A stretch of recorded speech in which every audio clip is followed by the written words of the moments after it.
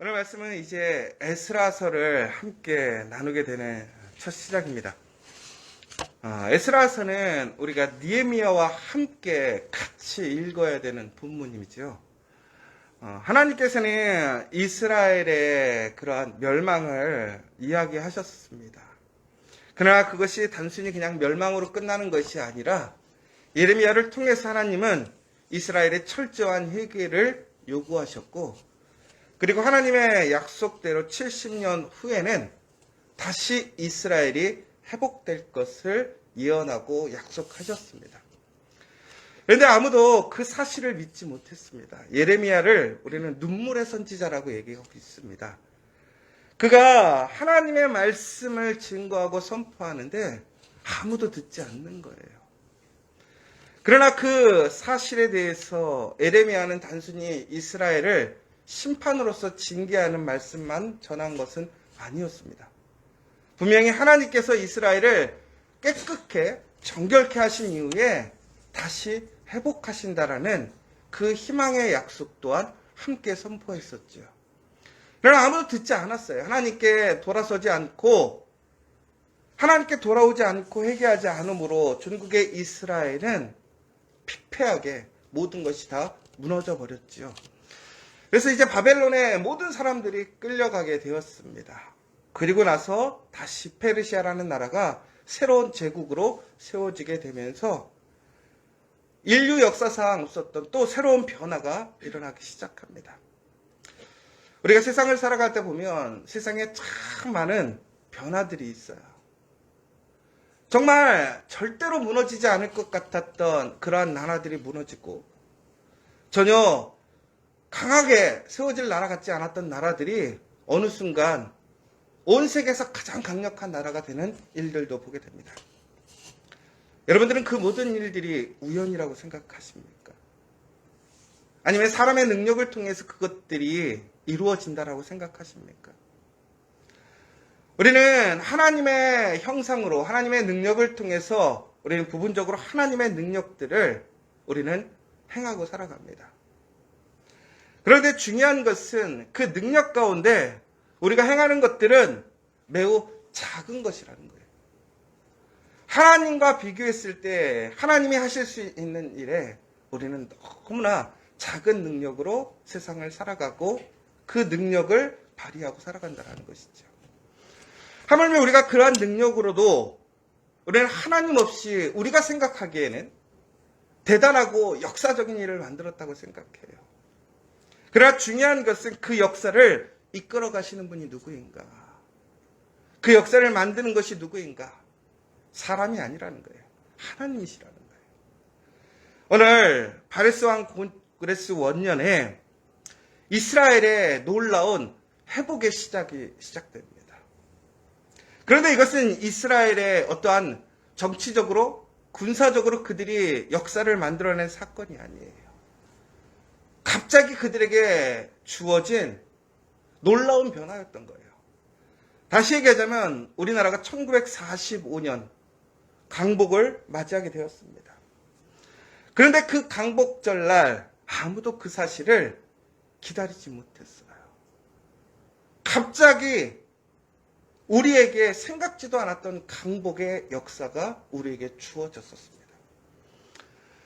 그런데 그 또한 하나님의 놀라운 계획이었던 것이죠. 오늘 이스라엘의 역사 속에서 하나님은 항상 이스라엘을 이끌어가고 계시는 거예요. 그런데 하나님은 단순히 그 상황에서 하나님의 감정대로, 생각대로 어떠한 기준 없이 그렇게 움직이신 것이 아니었어요. 하나님은 분명히 이스라엘에게 약속하셨고 그 일을 정확하게 이루셨다라는 거예요. 여러분, 우리가 어제까지 누가복음을 통해서 우리는 예수님께서 하나님의 말씀을 성취하시면서 우리를 구원하신 그 놀라운 증거를 보게 되었어요. 우리는 또다시 하나님께서 이스라엘을 구원하시는 그 사건을 보게 돼요. 그런데 그 사건 또한 이것은 철저하게 하나님의 약속과 말씀 안에서 이루어진 사건이라는 사실이에요. 여러분 정확하게 기억하실 게 있어요. 하나님의 말씀은 분명히 이루어진다는 거예요. 우리가 붙들고 소망해야 될 것은 바로 그 하나님의 말씀이라는 거예요. 비록 우리의 삶에, 우리의 현실이 우리가 원하는 상황과 더 나아가서는 너무나 힘들고 어려운 상황일지라도 우리에게 주어진 약속이 있고 말씀이 있다면 그 말씀을 붙들고 가는 사람들에게는 분명한 그 하나님의 약속이 성취된다라는 사실입니다. 오늘 새로운 4월이 시작됩니다. 여러분, 그 하나님의 말씀을 온전히 믿고 의지하고 승리하시는 여러분 되시기를 간절히 소망합니다. 여러분, 오늘 하나님께서는 이 고레스 원년, 고레스를 통해서 하나님의 놀라운 역사를 만들어 가세요. 바벨론은 중앙 집권적인 정치를 폈습니다. 그래서 모든 사람들을 다 바벨론으로 데리고 왔어요.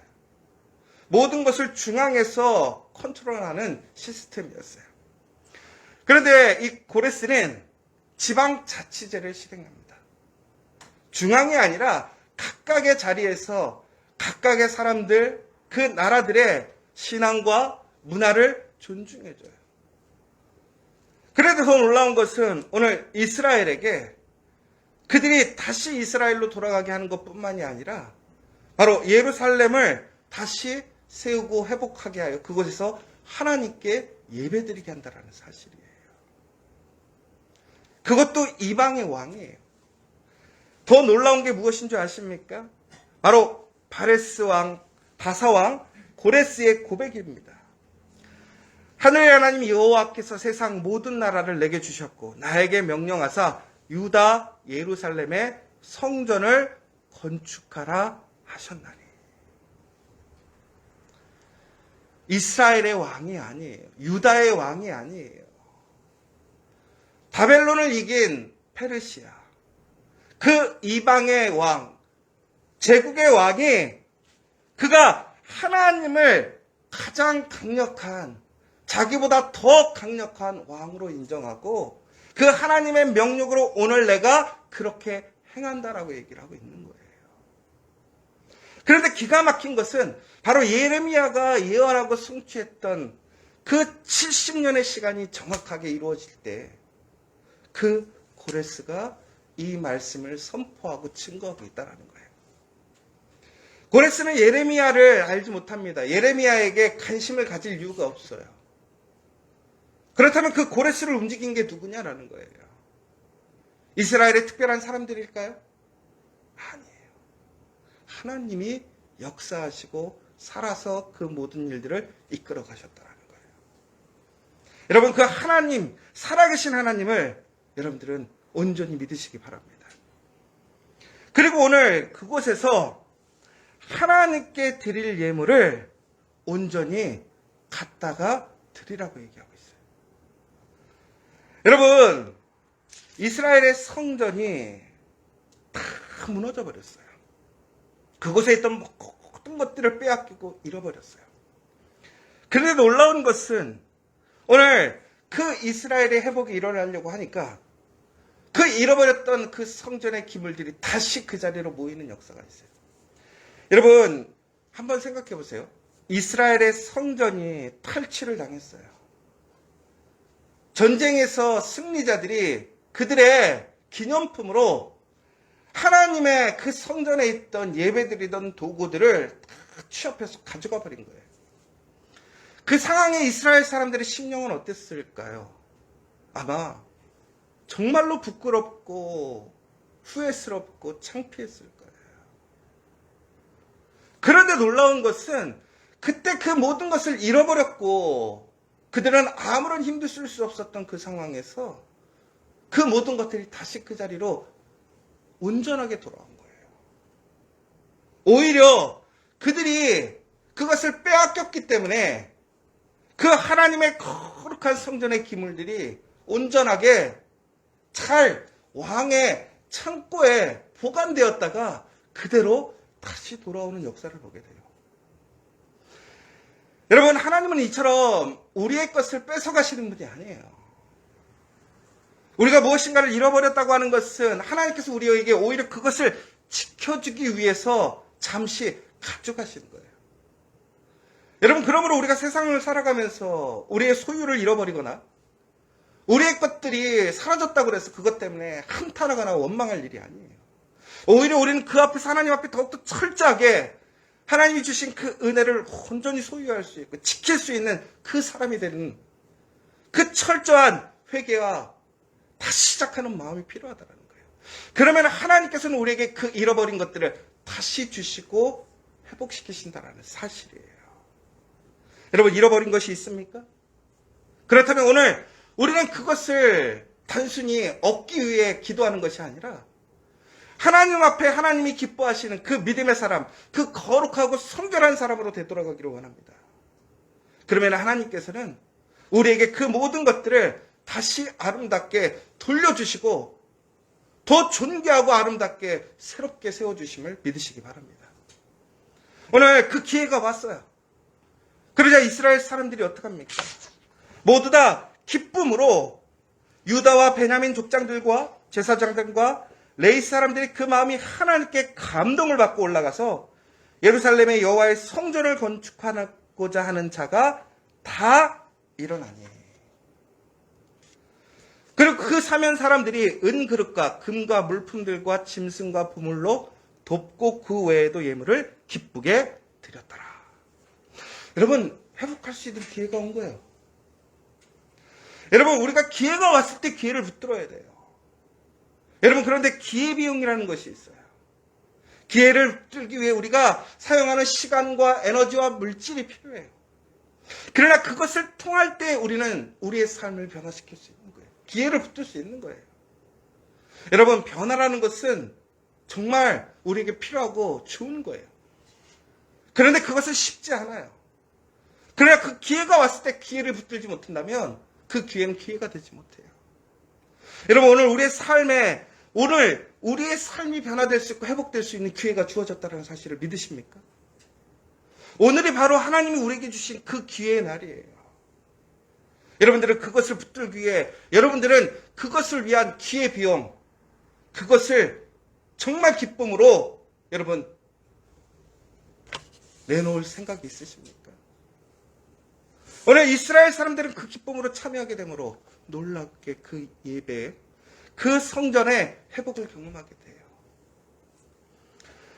여러분, 오늘 하나님께서는 이스라엘의 놀라운 회복과 다시 세워짐을 약속하시고 이루시는 모습을 보게 돼요. 그런데 오늘 이스라엘의 말씀 가운데 되게 중요한 것이 하나 있어요. 뭐냐면 느헤미야와 에스라를 왜 같이 봐야 되느냐. 느헤미야는 외적으로 이스라엘의 회복을, 그 성전의 건축을 이루어낸 사람이에요. 그런데 에스라는 누구냐? 바로 그 성전의 건축 가운데 더 중요한 하나님의 말씀에 기틀을 세고 회복을 만든 사람이에요. 여러분, 여기서 이게 되게 중요한 거예요. 우리가 말씀 안에서 그 말씀에 순종해서 우리의 삶이 행동의 변화, 그 삶으로 나아가는 믿음의 행위가 있어야 돼요. 그런데 그 가운데서 더 중요한 것이 하나 있더라는 거예요. 뭐냐? 우리의 심령이 말씀으로 온전하게 변화되어야 하고 말씀의 기준을 회복해야 된다는 거예요. 그렇게 될 때 우리는 하나님의 그 놀라운 은혜와 그 약속을 통해서 우리의 삶의 변화와 회복을 경험할 수 있다는 거예요. 여러분, 이번 4월 철저하게 하나님의 말씀으로 돌아가시기 바랍니다. 그리고 하나님의 말씀을 붙들고 믿는 여러분들 되시길 원합니다. 그리고 그 말씀 안에서 주어져 있는 그 하나님의 약속을 믿고 그 믿음의 거룩한 담대한 삶을 살아가는 여러분 되시기 바랍니다. 그러면 이 4월 예수님께서 죽음을 이기시고 부활하시고 승리하신 것처럼 우리의 삶의 놀라운 변화로 승리하는 이 한 주간이 될 줄 믿으시기 바랍니다. 요즘 위기라고 얘기해요. 여러분, 그러나 위기 가운데서도 하나님과 함께하고 하나님의 말씀에 순종하고 그 말씀을 거룩하게 세우는 사람들은 다시 회복되어지고 승리하는 줄 믿으시기 바랍니다. 이스라엘이 어떻게 이렇게 다시 돌아올 줄 알았겠어요? 사람의 능력으로는 불가능해요. 그러나 하나님의 약속이 있었기 때문에 그 약속을 하나님께서는 철저하게 열심으로 오늘도 그 약속을 성취해 가시는 거예요. 그 약속을 믿고 그 약속에 참여하는 사람들은 그 하나님의 은혜를 누리게 됩니다. 저는 우리 커피아 교회 모든 성도들이 그 가정의 일터가 우리 커피아 교회가 그 놀라운 하나님의 증거가 되길 원합니다.